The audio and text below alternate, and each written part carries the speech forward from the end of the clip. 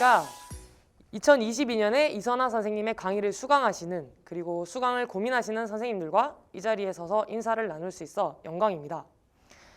저는 2021년 이선아 선생님의 강의를 수강하고 2022학년도 중등교사 임용시험에서 최종 합격을 한 체육과 정한솔입니다. 저는 올해 시험이 두 번째로 초수 때는 교육학 14점이라는 아주 부족한 점수를 받아 컷에서 0.5점이 모자란 점수로 1차 불합격을 한 후 2차 재수시험에서는 교육학 19.33점이라는 아주 과분한 점수를 받아 컷에서 10.33점이라는 점수가 남아 최종 합격까지 이어질 수 있었습니다. 이 점수는 저에게 굉장한 과분한 점수라 선생님들께 어떤 말을 드려야 할지 굉장히 고민을 많이 해보았습니다. 특별하지 않지만 이 자리에 선 만큼 선생님들께 조금이나마 도움이 되어 드리기 위해 최선을 다하여 오늘 발표를 진행해 보겠습니다. 모두가 아시듯 우리가 치러야 하는 임용 1차 시험은 100점 만점으로 교육학 20점, 전공 80점으로 각각 비중을 20%, 80%를 차지하는 시험입니다. 따라서 저는 1차 공부를 할 때 20%, 80%만큼의 비중을 두고 공부를 이어나가려고 노력했습니다. 하지만 시험에서 비중은 20점, 80점이지만 교육학 점수가 모자란다면 이 시험에서도 떨어질 수 있다는 것을 말씀드리기 위하여 앞서 저의 점수를 언급해 드렸습니다. 초수 때 저의 1차 시험 성적에서 전공 점수는 합격생들의 평균 점수와 일치하였습니다. 하지만 교육학 점수가 14점으로 다른 합격생들의 평균보다 상당히 낮은 점수에 속해 저는 1차에서 불합격하였다고 생각합니다. 올해 시험에서는 전공 점수 또한 잘 받을 수 있었지만 교육학이 19.33이라는 높은 점수를 받아 다른 합격생들에 비해 더욱 우월한 고득점 점수를 받을 수 있었던 것 같습니다. 하지만 제가 앞서 말씀드렸던 20%, 80%만큼의 비중으로 공부를 하기 위하여서는 반드시 전제되어야 하는 것이 있습니다.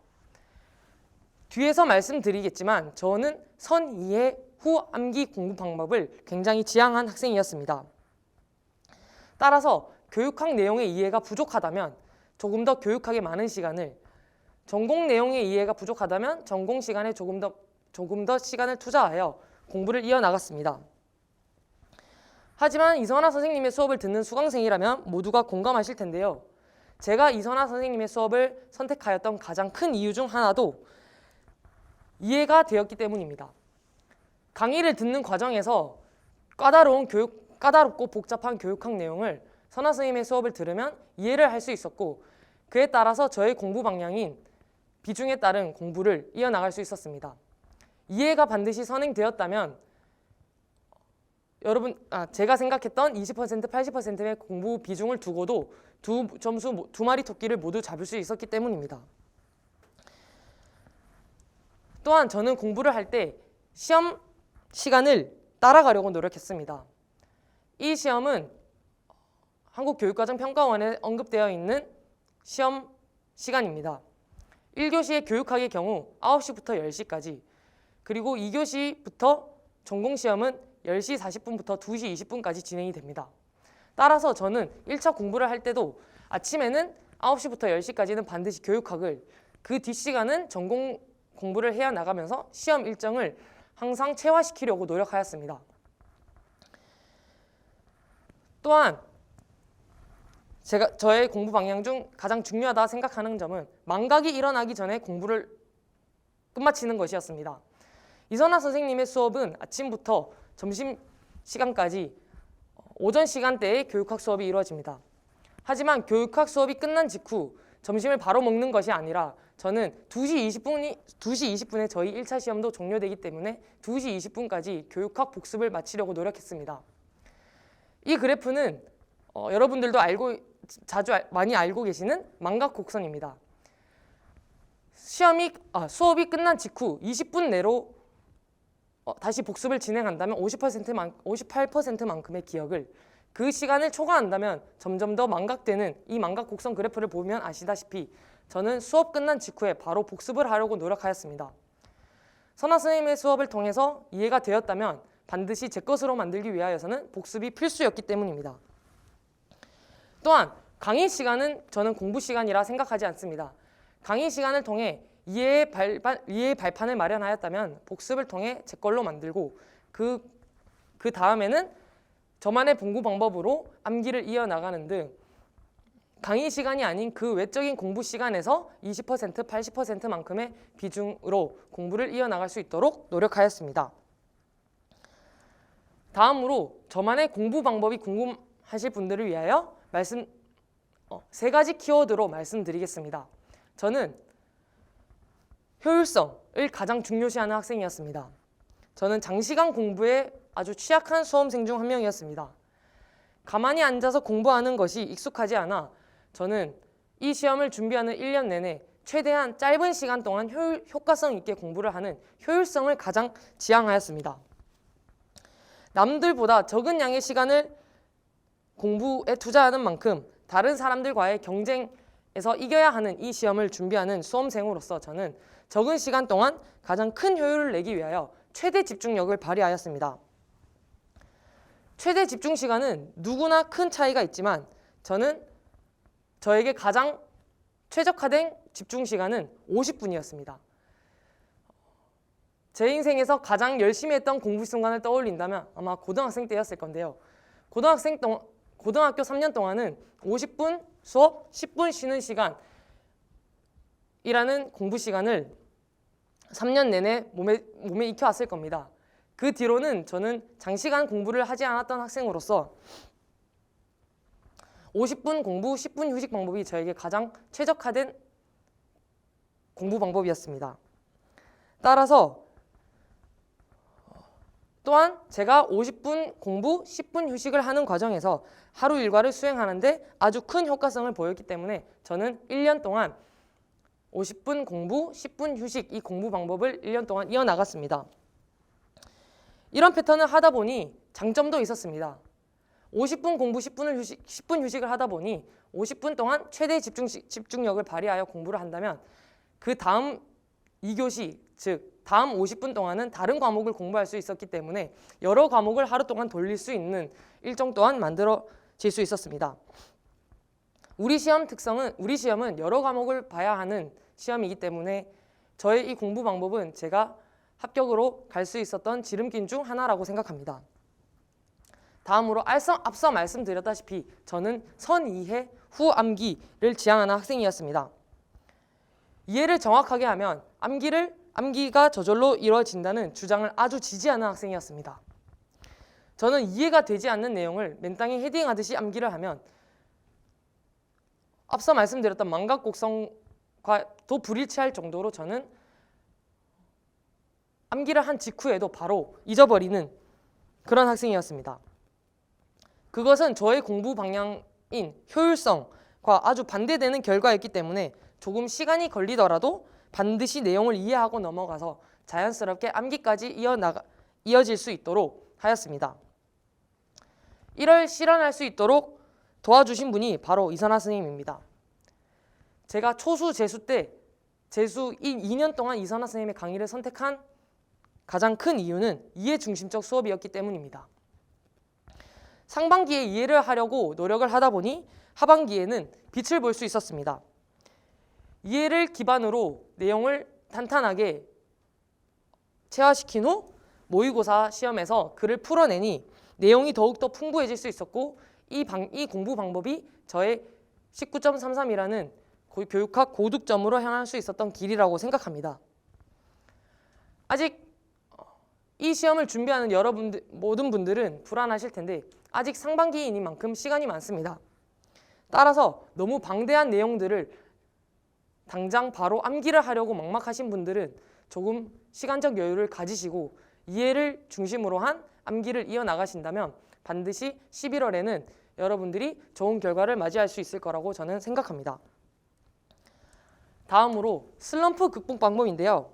수험생들에게 아주 가장 쥐약이죠. 슬럼프는 하지만 누구나 겪을 수 있습니다. 하지만 저는 그 슬럼프 상황을 누가 얼마나 빨리 떨쳐버리고 다시 벗어나서 수험 생활에 집중할 수 있는지가 이 시험의 관건이라고 생각합니다. 저 같은 경우에 시험 불안이 아주 큰 학생이었습니다.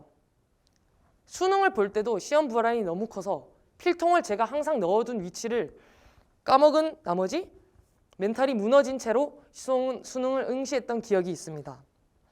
임용시험의 경우에도 저는 초수 때 시험 불안으로 시험을 끝내고 난 후에 답안지에 제가 제대로 작성을 하였는지도 기억할 수 없을 정도로 시험 시간 내내 시험 불안에 떨었던 것 같습니다.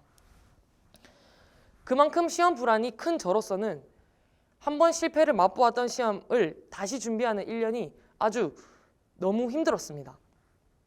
매일 밤 잠을 설치고 피로가 누적되다 보니 면역체계가 무너져 생전 처음 겪어보는 두드러기 등 몸이 점점 허약해지는 것을 느꼈습니다.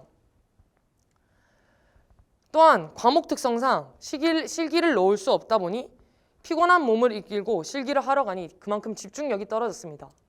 실기를 하는 과정에서 집중력이 떨어지다 보니 그것이 부상으로까지 이어져 저는 상반기 말 6월쯤에는 다리를 크게 다쳐 수업에 참여할 수 없었습니다. 가장 큰 고비였던 이 슬럼프를 어떻게 극복할 수 있었냐면 제가 선아 선생님께서 수업 중 하신 말씀을 듣고 가슴 깊이 와닿아 최대한 빨리 슬럼프를 털어내려고 노력할 수 있었습니다. 선생님께서는 수업 중간중간에 항상 이런 말씀을 해주셨습니다. 자신을 믿어라. 자신의 능력을 신뢰하라고 말씀해 주셨습니다. 제가 노력을 했다면 그거에 대한 결과가 뒤따를 것이기 때문에 전혀 불안해하지 말라는 말씀을 항상 해주셨습니다. 이 시험을 준비하는 모든 분들은 한치 앞을 모르는 1년 올해의 말 시험을 바라보고 열심히 달려나가실 것입니다. 하지만 열심히 하셨다면 반드시 자신을 믿으시고 자신에게 칭찬을 해주면서 하루하루를 살아나가시길 바랍니다. 이렇게 하루하루를 버텨나가다 보면 시험날이 다가오고 결국에는 시험날에 결실을 맺으실 수 있을 것이라 생각합니다. 또한 앞서 말씀드렸다시피 자신이 열심히 했다면 자신에게 꼭 보상을 주라는 말씀을 드리고 싶습니다. 저 같은 경우에 초수 시험에서 시험 불안이 크다 보니 이 시험에서 반드시 성공하려면 저 자신부터 바뀌어야 한다고 생각했습니다. 따라서 항상 저 자신에 유했던 저였지만 초수 그 1년만큼은 저에게 더욱더 가혹하게 채찍질하였습니다. 좋아하는 친구들도 만나지 않고 좋아하던 유흥생활도 즐기지 않고 1년을 그렇게 저를 구속하다 지내다 보니 1년 동안 저의 몸은 굉장히 피폐해졌고 그것이 실패로 이어졌다고 생각합니다. 올해의 경우에는 주변 많은 분들의 조언을 기반으로 1년 동안 제 자신을 스스로 돌보면서 1년을 공부해 나간 것이 제가 1년을 버틸 수 있었던 원동력이라고 생각합니다. 하루를 열심히 산 자신에게 보상을 주고 그 보상을 기반으로 그 다음 일주일도 열심히 살아갈 수 있는 발판을 마련한다면 하루하루가 쌓여 한 달이 되고 그 기간이 1년이 되어 올해 11월 말에는 여러분들이 좋은 결실을 맺으실 수 있을 거라 생각합니다. 최종 합격 발표 날에 기억을 잊을 수 없어 캡처해둔 화면입니다. 이때는 제 이름이 적혀 있었지만 올해의 1년을 열심히 준비하시고 달려나가신 여러분들이라면 다음 이 합격자 발표 화면의 주인공이 되실 수 있을 것이라 생각합니다. 제가 말주변이 많이 없어 오늘 저희 발표가 굉장히 부드럽지 못한 점 양해 부탁드리며 혹시 저희 발표 중에 생기신 궁금증이나 질문이 있으신 분들은 여기 적혀있는 메일로 연락을 주신다면 성실하게 답변 드리겠습니다. 제가 1년 동안 공부 방향을 잡기 위해